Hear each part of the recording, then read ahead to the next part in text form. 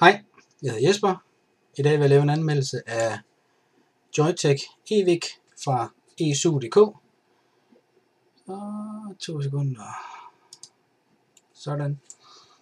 EVIC'en, det er den første af sin slags, kan man vel sige. I og med, at man kan opdatere firmwaren i selve e-cigaretten, eller i selve hovedet. Det vil sige, i takt med at Joytech de finder på at komme med nye funktioner og idéer osv., så kan man opdatere softwaren med nye funktioner. Og det gør selvfølgelig, at man kan sætte den til computeren blandt andet, og der er et stykke software til computeren, som man kan bruge til at programmere sin EVIC. Det kan man også gøre direkte fra EVIC'en. Udover det, så kan du justere volten fra 3 til 5 volt. Man kan justere watten fra 2 til 11 watt, dog med en minimum modstands cartomizer på 1,5 ohm. Den kan alt inden for dampens verden, næsten. Der er ur, der er kalender, du kan lægge personlige informationer ind, dit navn, alder. Der er puff counter, som tæller antal sug. Den kan gå i standby, du kan slukke for den, tænde for den. Du kan justere standby-tiden. Og som noget nyt i den nye version 1.2, det kan du så ikke gøre direkte for den her. Det skal du så bruge det her software, der følger med, eller som man kan hente til computeren. Der kan du lave en dampprofil. Det vil sige, at hvis du vil lave en profil på 10 sekunder, så kan du vælge, at det første sekund, der skal den dampe på 5 volt. Det næste sekund skal den dampe på 3 volt. Det næste sekund skal den være på 4 volt. Og så videre, indtil du har brugt de her 10 sekunder. Og det kræver selvfølgelig så, at du suger ind i 10 sekunder. Det er den så pt. Den eneste e-cigaret, der kan. Der er i hvert fald en anden, måske flere, der er på vej, der kan nogenlunde det samme. Men lige pt. Der er det eneste.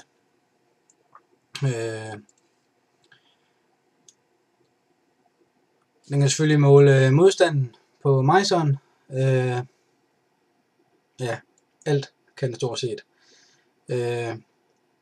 Skal vi lige prøve at zoome lidt ind, så vi kan se, hvordan den ser ud.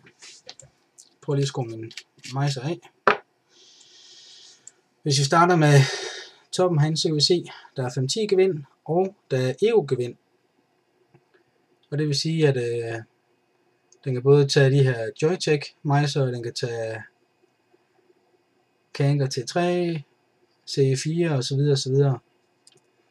Vi kan se, at topkappen den bøjer ind en smule.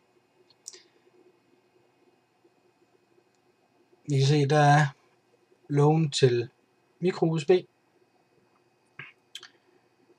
Vi har vores aktiveringsknap, og vi har det her hjul, som man bruger inde i menuerne. Så har vi lille EVIC logo, og vi har vores bundknap med et ventilationshul. Den er lavet af aluminium, går jeg ud fra. Kvaliteten på gevindene er temmelig ringe.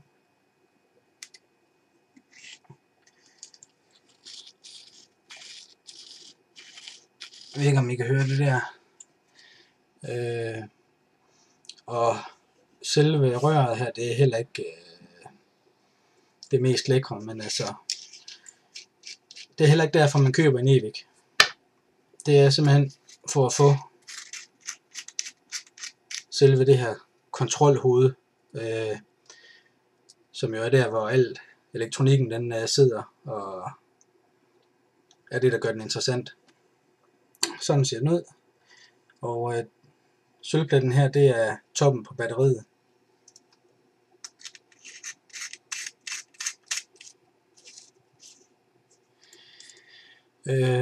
Ja, man kan se, at man kan tage topkappen af, så den er nemmere at rense.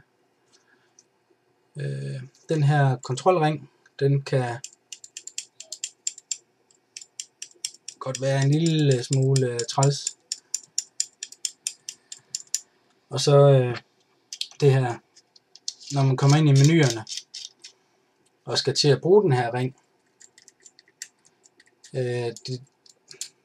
det kan måske godt være lidt træls. Altså der kunne man måske godt bare have brugt et par knapper i stedet for.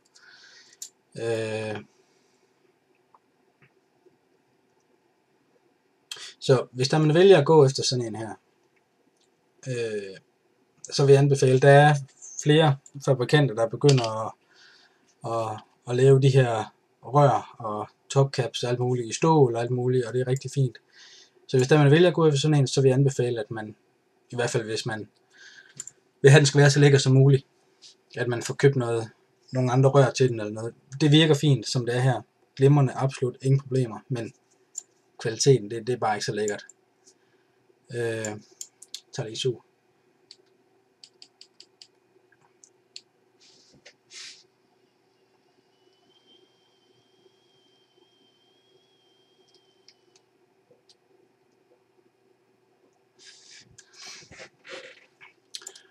Når man holder knappen nede, mens man suger, så står den samtidig og tæller sekunder op. Og det er måske meget smart. Det er nok i forbindelse med de her sugtælleren. Og det er jo meget smart. Det er ikke noget, jeg personligt bruger. Men funktionen er der. Skærmen, det er efter min mening den pæneste og mest informative skærm, der er på nogen e-cigaret i dag.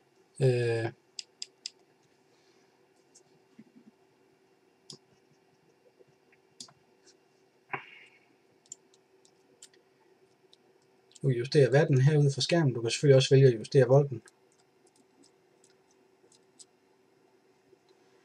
Og derover kan man se, hvor meget batteri der er tilbage. Og her har du sugtælleren. For at komme ind i menuen. Jeg vil ikke gennemgå menuen, fordi det er...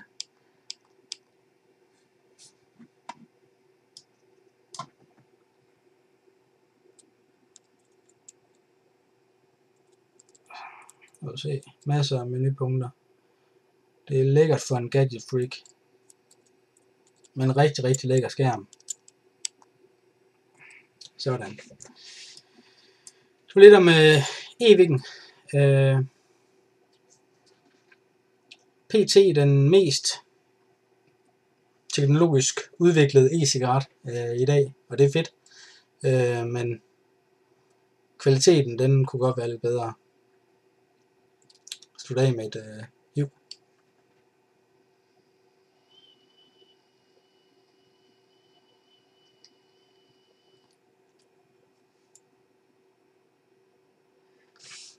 Jeg takker af for denne gang. Hygge.